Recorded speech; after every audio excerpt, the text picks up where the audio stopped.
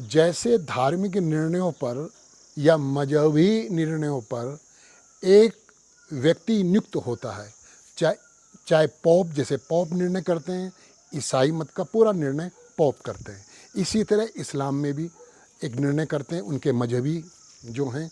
इसी तरह हिंदुओं में भी धार्मिक निर्णय करने का, हिंदू धर्म के विषय में निर्णय करने का अधिकार, हिंदुओं के धार्मिक मामलों में निर्णय करने का अधिकार शंकराचार्य को होना चाहिए।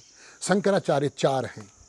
इसमें एक व्यवस्था ऐसी बनानी चाहिए कि एक शंकराचार्य सूर्य वंश से हो, मतलब भगवान राम के वंश से हो, एक शंकराचार्य चंद्रवंशी हो, भगवान कृष्ण के वंश का हो, एक शंकराचार्य ऋषि वंशी हो, और चौथा शंकराचार्य वो हो जो हिंदू भारतीय मूल के नहीं हैं, जो हिंदू हिंदुस्तान के मूल के नहीं हैं, उनमें से एक शंकराचार्य हो।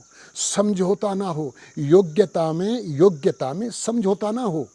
जैसे उदाहरण दे रहा हूँ, जैसे सूर्य वंश में कुछ जाट आते हैं, चंद्रवंश में भी कुछ जाट आते हैं। इसी तरह सूर्य वंश में कुछ गुजर आते हैं, कुछ गुजर चंद्रवंश में आते हैं। इसी तरह यादव चंद्रवंश में आते हैं, कुछ पाल, कश्यप, सैनी, मौर्य, शाक्य, कुशवा, ये सूर्यवंशी हैं। तो इन वंश से योग्यता के आधार पर एक शंकराचार्य होना चाहिए।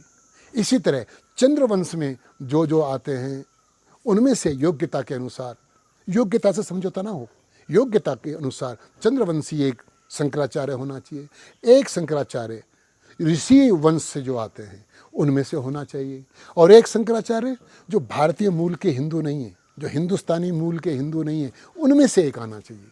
देखना, हम विश्वव्यापी बन जाएंगे। और जो हिंदू धर्म पे टिप्पणी करते हैं ना, मुंह तोड़ जवाब देने की हम पे ताकत आएगी, शक्ति आएगी। जय मजदूर, जय किसान, जय जय हिंदुस्तान।